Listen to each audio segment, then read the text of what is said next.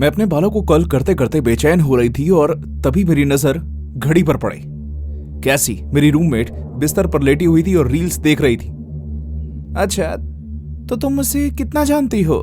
उसने मुझसे शक्ल बनाते हुए पूछा।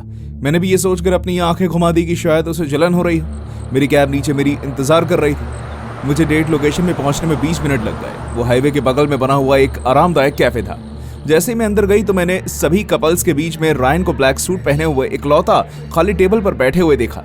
मैं उसके टाइम पर आने की तारीफ करते हुए मुस्कुराई। इन दिनों ये गुण होना वाकई मुश्किल है। क्या मैंने तुम्हें ज्यादा देर तक वेट कराया? मैंने उससे पूछा। नहीं, सिर्फ 30 दिन 20 घंटे और 5 मिनट। हम दोनों जोर से हंसे और तभी मैं समझ गई थी कि मुझे इस डेट पर बहुत मजा आने वाला है। बातें बहुत आसानी से हो गई। हम हंसे, फ्लर्ट किया, एक दूसरे को अपनी अपनी डिश से खाना खिलाया। मुझे यकीन था कि अगर इसने डिनर के बाद मुझे अपने घर के लिए इनवाइट किया तो शायद मैं हाँ कर दूंगी। करीब 9:30 बजे रायन बाथरूम जाने के लिए उठा। जब वो टेबल से उठकर गया तो उसकी जेब से उसका रुमाल निकलकर जमीन पर गिर गया। मैंने नीचे झुककर उससे उठाया और देने की कोशिश की, लेकिन फिर मुझे ये करना सही नहीं लगा। रुमाल जरूरत से ज्यादा भारी था। मेरे अंदर जिज्ञासा जाग उठी और मैंने उसे खोला।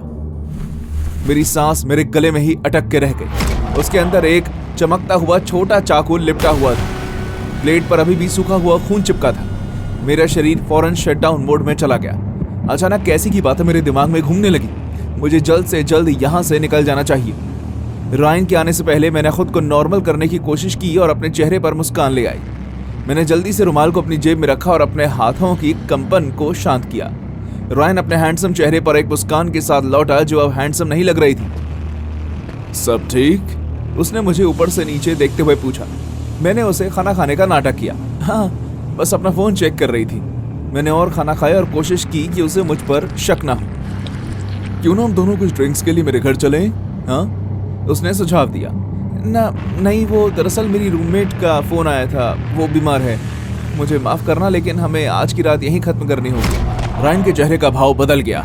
उसकी आंखें काली हो गई। उसने धीरे से मेरी प्लेट से फोर्क उठाया।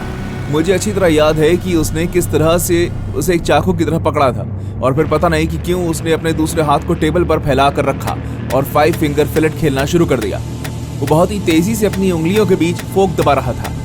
हर बार फोक उठाने पर उसका चेहरा और भी ज्यादा डरावना लगने लगता और उसकी नाक फूल जाती। जैसे ही मैंने उसकी तेज हरकतों पर ध्यान दिया, मुझे कैफे की आवाज धुंधली होती सुनाई दी। लकड़ी पर चाकू की आवाज मेरे दिल की धड़कन से मेल खा रही थी। मैं समझ नहीं पा रही थी कि उसे हुआ क्या है और वो ये क्यों कर रहा है। रायन! मेरी आवाज फुसफुसाहट से बस कुछ ही ऊपर थी। क्या कर रहे हो तुम? उसने जवाब नहीं दिया। फोक की स्पीड और भी ज्यादा तेज होती गई। Stomp stomp stomp. रायन, बस करो, ये कोई मजाक की बात नहीं है। उसकी सांसें और भी ज्यादा भारी हो गई। फिर अचानक उसकी खून भरी आंखें मेरी आंखों से मिली। उसके चेहरे की एक नस फट गई। उसकी आंखें फैली हुई थी, जंगली। अभी भी उसने मुझसे अपनी आंखें नहीं हटाई थी और साथ ही साथ वो बुरी तरह चाकू चलाता रहा। मेरे अंदर चिंता घर कर गई। मेरा दम घुटने लगा। मैं अब ये सब और नहीं देख सकती थी। ऐसा लग रहा था जैसे वो कभी भी अपने हाथ में घाव कर लेगा और हर जगह खून फैला देगा। अगर तुम रुके नहीं तो मैं चिल्ला दूंगी। मैंने उसे चेतावनी दी। वो ठंडा पड़ गया। उसकी एक उंगली कट गई और उसे खून बहने लगा, लेकिन फिर भी वो 1 इंच भी नहीं हिला। उसके हाथों पर एक डरावनी मुस्कान आ गई। मुझे लगा था कि हम दोनों आज रात और ज्यादा वक्त गुजारेंगे, उसने कहा। मैंने एक कड़वा घूंट लिया। वेल, हम ये फिर कभी कर सकते हैं। रायन ने इधर उधर देखा। उसे एहसास हुआ कि आसपास के लोग उसे देख रहे हैं। उसने धीरे से फोक वापस प्लेट पर रखा और अपनी उंगली से बहते हुए खून को चाटा। फिर उसने इशारे से बिल लाने को कहा। मैं बिल में अपना आधा हिस्सा देना चाहती थी, लेकिन मैं खुद को उससे बात करने के लिए तैयार नहीं कर पाई। 5 मिनट बाद हम बाहर निकले। मैंने उसे धीरे से जल्दबाजी वाला गुड बाय कहा और मुड़कर वापस जाने लगी, लेकिन इससे पहले कि मैं कदम आगे बढ़ा पाती, रायन ने मेरी कलाई पकड़ ली और मुझे अपनी तरफ खींचा। और किसी भी वक्त ये किसी मूवी का सीन से कम नहीं लगता, लेकिन अब इसने मेरी रगों में कपकपी मचा दी थी। मुझे लगा था कि तुम मुझे पसंद करती हो लारा, उसने धीमी नरम आवाज में कहा। जाहिर है कि मैं करती हूँ, मैंने जबरदस्ती अपने मुंह से निकाला।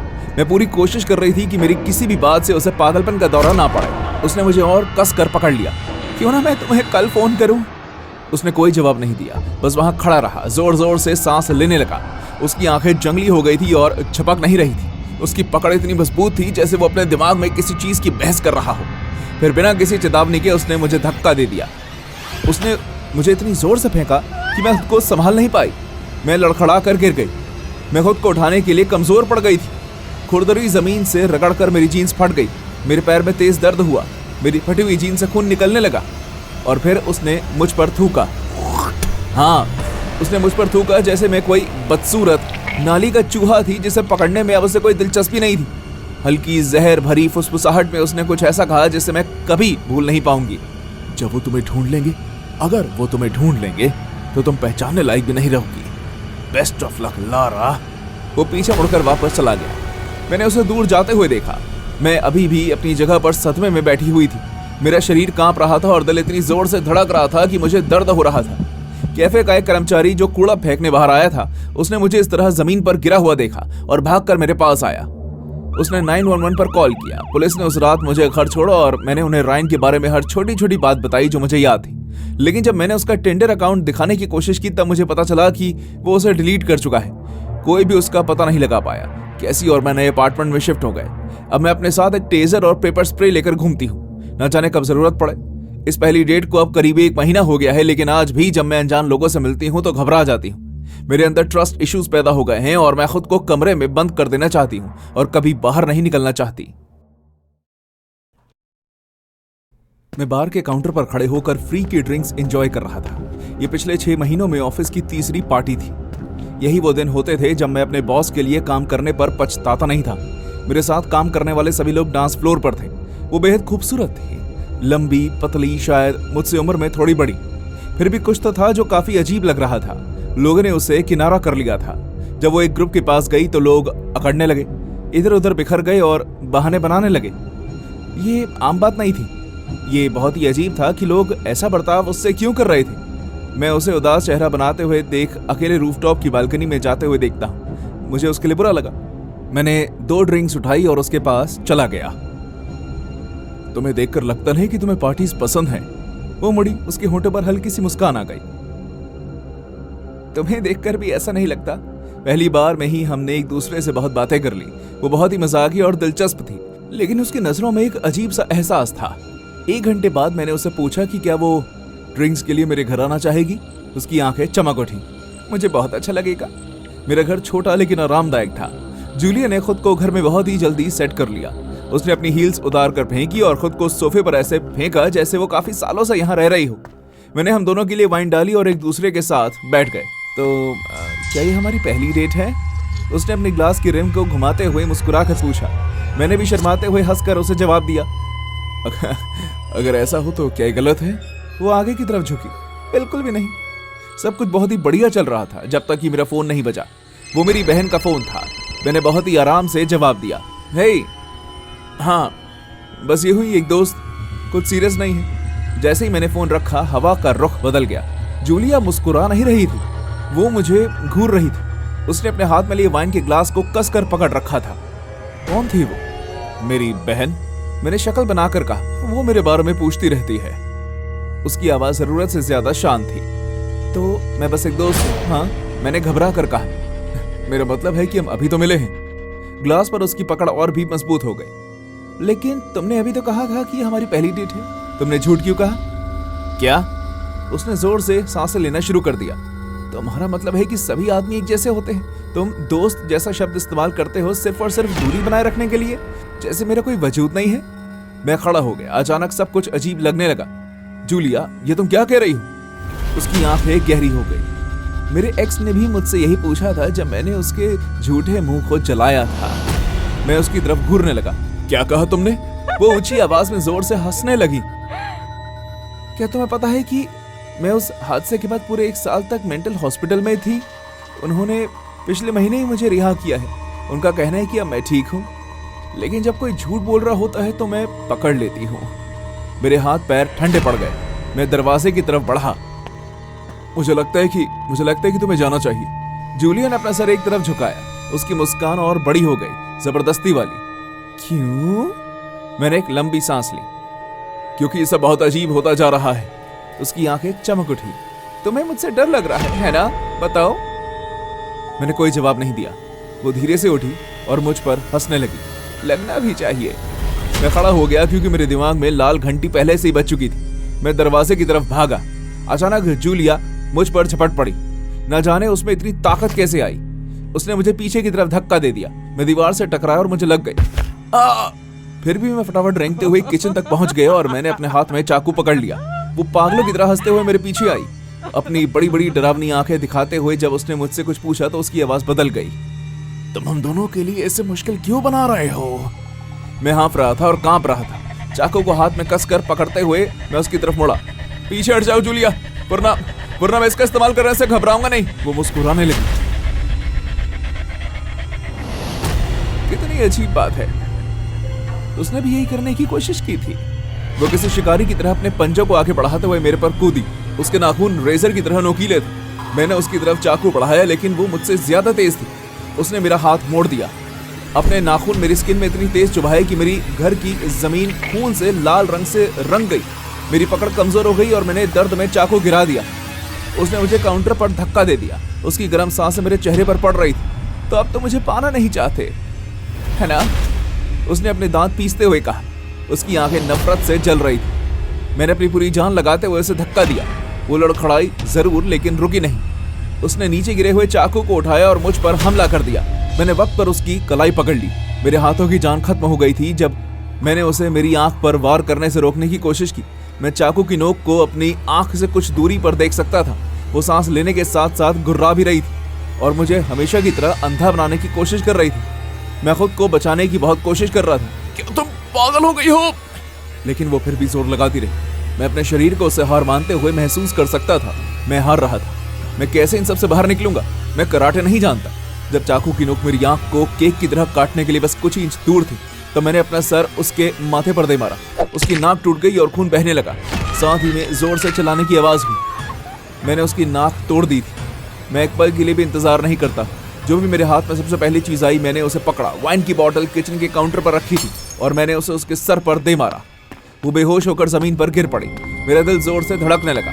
मैंने अपने घर की चाबियां उठाई, अपार्टमेंट से बाहर निकला और भागा। कुछ घंटों के बाद मैं पुलिस के साथ वापस आया।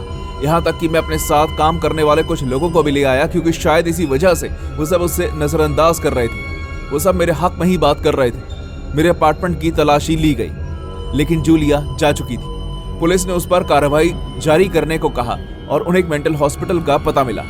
उन्होंने बताया कि वो उनके इंस्टीट्यूट की सबसे ज्यादा आतंक मचाने वाली लड़की थी, लेकिन पिछले कुछ महीनों से वो बहुत ही अलग बर्ताव कर रही थी और इसलिए उन्हें लगा कि अब वो ठीक हो चुकी है। मैं ये देखकर हैरान था कि वो कितने आराम से आम इंसान होने का नाटक कर सकती थी। मैं कहीं और शिफ्ट हो गया। पुलिस अभी भी उसकी तलाश कर रही है। मैं उम्मीद करता हूँ कि वो उसे मेरे घर के दरवाजे पर आने से पहले ही ढूंढ लेंगे। हाय, मेरा नाम शली है और मुझे शादीशुदा आदमियों में दिलचस्पी थी। पिछले महीने तक तो थी। तभी से सब कुछ बदल गया। लोगन और मैं टिंडर पर मिले थे। कुछ दिनों तक फ्लर्ट से भरे मैसेजेस करने के बाद उसने मुझे डेट पर चलने के लिए पूछा। मैं मान गई। वो काफी मजेदार लग रहा था और सच कहूं तो मुझे ऐसा करने में मजा आता था। उस रात मैंने अपनी नई रेड ड्रेस पहनी, एक ऐसी ड्रेस जो छेड़ने के लिए काफी थी लेकिन ऐसा भी नहीं बताती थी कि मैं हर चीज के लिए ओपन हूं। अपनी सेफ्टी के लिए मैंने सुनहरे रंग का विग पहन लिया। जब मैं रेस्टोरेंट पहुंची तब तक 8:30 बज चुके थे। लोगन पहले से ही मेरे बाहर इंतजार कर रहा था। वो भी ठीक ही था शायद। ऊपर से थोड़ा गंजा लेकिन उसने एक महंगा सूट पहना हुआ था और हाथ में रोलेक्स की घड़ी भी थी। उसे देखकर साफ पता चल रहा था कि उसके पास खर्चने के लिए पैसे थे। जैसे ही उसने मुझे देखा वो एक कुत्ते की तरह लार टपकाने लगा जैसे उसे हड्डी मिल गई। वाह, तुम बहुत हॉट हो। मैं अपनी बाल लहराते हुए मुस्कुराई। मुझे पता है। हमने कोने में एक टेबल ले लिया और जैसे ही हम वहां बैठे लोगन की आंखें मुझ पर ऊपर से नीचे घूरने लगी। ऐसा ठरकी है। मैंने अपने विग से कुछ बाल उंगलियों में फंसाकर उसे छेड़ना शुरू किया। तो क्या तुम्हारी बीवी को पता है कि तुम यहाँ पर हो? उसने घबरा कर हंसकर कहा। भगवान से प्रार्थना करो कि उसे ना पता चले, नहीं तो वो मुझे मार देगी। मैं हंसी। इतना डर? हाँ, उसने मुस्कुराते हुए कहा। तुम्हें पता चल जाएगा अगर तुम कभी उससे मिली तो। वो रात आगे बढ़ी। महंगा खाना, एक के बाद एक शैंपेन की ग्लास और दुनिया भर की तारीफें। हालांकि उसमें से 90% मेरी बॉडी के ऊपर ही थे। मैंने भी उसे देखने दिया, तारीफ करने दी। ऐसा होता भी है। इन जैसे आदमियों के साथ खेलना, उन्हें अपने ऊपर पैसे लुटाने देना, मेरा यही काम था। करीब 40 मिनट बीत गए और अब हम अपनी डेट खत्म कर ही रहे थे। रेस्टोरेंट लगभग खाली था, हमारे अलावा बस कुछ ही और लोग जो इधर उधर अपनी टेबल पर फैले हुए थे। लोगन ने बिल भरने के लिए अपना वॉलेट निकाला। मैंने शैंपेन का आखिरी घूंट लगाया। कान से खून निकाल देने वाली चिल्लाने की आवाज एकदम से सुनाई दी। लोगन, घटिया आदमी, मैं जानती थी कि तुम किसी ऑफिस की मीटिंग में नहीं गए हो। पूरा रेस्टोरेंट में सन्नाटा छा गया। लोगन का चेहरे का रंग उड़ गया। अगर डर का कोई चेहरा होता है तो वो उसके जैसा होता है। नहीं सुनो, बात दरअसल ये है, मुझे तुम्हारी कोई भी बात नहीं सुननी। इससे पहले कि मैं कोई रिएक्शन दे पाती, उसने जोर से टेबल का कपड़ा खींचा और सारी चीजें, प्लेट, ग्लास, चांदी का सामान सब जमीन पर गिरा दिया। मैं अपनी कुर्सी से खड़ी हो गई। आखिर तुम्हारी परेशानी क्या है? और तब वो मेरी तरफ मुड़ी। उसकी सुई जैसी हरी आंखें मेरी आंखों में आकर लॉक हो गई और मैं कसम खाकर कहती हूँ कि 1 सेकंड के लिए मैं सांस लेना भूल गई थी। उसने अपना मुंह इतनी जोर से बंद किया हुआ था कि उसके मुंह के कोने से थूक के बुलबुले निकल रहे थे और फिर वो मेरी तरफ देखकर हंसी। तो यही है वो चुड़ैल जिस पर तुम अपने पैसे खर्च कर रहे हो? लोगों ने मुश्किल से अपने मुंह से कोई शब्द निकाले। गिल्डा प्लीज चलो यहाँ से घर चलें। लेकिन गिल्डा सुनने के मूड में नहीं थी। वो नीचे झुकी, उसने एक डिनर की प्लेट उठाई, कोई ऐसी जो ज्यादा टूटी हुई नहीं थी, और सीधे उसे लोगन के सर पर दे मारा। 1 सेकंड के अंदर ही उसके सर से खून बहना शुरू हो गया। अब मैं समझ गई थी कि लोगन उससे इतना डरता क्यों था। लोग चिल्लाने लगे, कई लोग बाहर निकलने के लिए भागने लगे। कुछ लोग मैनेजर को चिल्लाकर कह रहे थे कि 911 पर फोन करे। मैंने पीछे हटना शुरू कर दिया, लेकिन इससे पहले कि मैं मुड़कर वापस जाती, गिल्डा ने मेरी कलाई पकड़ ली। उसकी पकड़ किसी लोहे से कम मजबूत नहीं थी। तो क्या तुम्हें लगता है कि इस तरह किसी का घर तोड़ना सही है? मुझे जाने दो, मैं चिल्लाई और अपना हाथ छुड़वाने की कोशिश करने लगी। फिर अचानक एक जोर का धमाका हुआ। उसने मेरे मुंह पर इतनी जोर से मुक्का मारा कि मेरा सर घूम गया। जैसे ही मैं फर्श पर गिरी, मेरी आंखों में तेज दर्द हुआ। उसने मुझ पर हाथ उठाया था। उसने मुझ पर सच में हाथ उठाया था। मेरी आंखों से आंसू बहने लगे।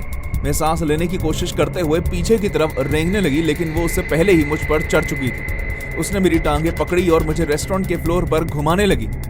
मैं चिल्लाई, कोई मेरी मदद करो, ये मुझे जान से मार देगी। मैनेजर पहले से ही पुलिस के साथ फोन पर था, लेकिन गिल्डा को इससे कोई फर्क नहीं पड़ता था। उसने मुझे किचन में खींचा। स्टाफ तब तक भाग चुका था। अब वहां सिर्फ वो और मैं थे। उसने दरवाजा बंद कर दिया। मैं तब से जानती थी कि मेरा बचना मुश्किल है। मैं पीछे जाने लगी। मेरी कमर मेटल के ठंडे काउंटर से टकराई। मेरे हाथ कांप रहे थे। गिल्डा प्लीज मुझे माफ कर दो, ओके? मैं आज के बाद किसी शादीशुदा आदमी से नहीं मिलूंगी। उसके होंठों पर एक शैतानी मुस्कान आ गई। फिर उसने डीप फ्रायर की तरफ देखा। मेरे पेट में मरोड़ उठने लगे।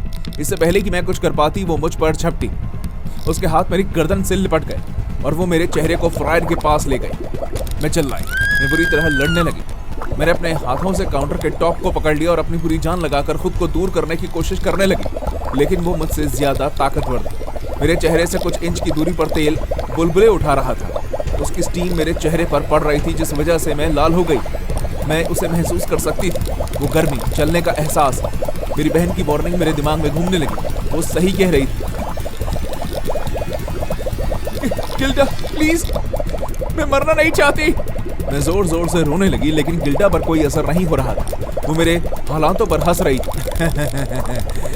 तुम जैसी घटिया लड़कियों को लगता है कि तुम्हें कोई भी आदमी मिल सकता है? वेल, कैस करो क्या? अब वक्त है एक नए चेहरे का, खूबसूरत। वो मुझे धक्का देती रही और मेरा चेहरा उबलते हुए तेल के बहुत करीब आ गया। गर्म भाप ने मेरे चेहरे पर छाले बना दिए। मैं जानती थी कि जल्द ही मैं एक दर्दनाक अंत देखूंगी, और अगर मैं किसी तरह जिंदा बच भी गई तो मुझे अपनी पूरी जिंदगी खौफ और बदसूरती में निकालनी पड़ेगी। मेरे हाथों ने जवाब देना शुरू कर दिया। मेरा वेग मुश्किल से टिका हुआ था। गिल्डा प्लीज नहीं। मैं थक चुकी थी और मैं जानती थी कि मैं किसी भी वक्त इस उबलते हुए लावा में गिरने वाली हूँ। मैं सोचने लगी कि कैसे लगेगा जब मेरी आईब्रोज, होंठ और नाक चिकन विंग्स की तरह फ्राई हो जाएंगे। गिल्डा की हंसी और गुर्राने की आवाज धीरे धीरे ढलने लगी। सिर्फ फ्रायर से निकलता हुआ धुआं ही मुझे थोड़ा थोड़ा निकल रहा था। मेरी नजर धुंधली हो गई। मेरी नाक ने बस उस उबलते हुए तेल को छू ही लिया था। उसकी छींटों ने मेरी नाक के टिप को जला दिया था। मैं तब तक चिल्लाती रही जब तक मेरी आवाज नहीं बंद हो गई। अब वक्त आ गया था कि मैं अपना सच कबूल कर लूं। जैसे ही मैंने सोचा कि अब बस इसके आगे कुछ नहीं बचा, मैंने किचन के दरवाजे के टूटने और गोली चलने की आवाज सुनी। मैं जमीन पर गिर गई। उसे हिरासत में ले लिया गया और बाद में जान से मारने की कोशिश करने के जुर्म में उसे सजा हुई। अब मैं अपनी बहन के साथ रह रही हूं और कोशिश कर रही हूं कि सब कुछ पीछे छोड़ दूं। अब मैं डेट्स पर नहीं जाती। अब मैं वो सब नहीं करती जो मैं पहले करती थी। मुझे फ्राइड फूड नहीं पसंद या फिर अपने शरीर पर किसी भी तरह का तेल नहीं। मैं जिंदगी भर के लिए सदमे में चली गई हूं।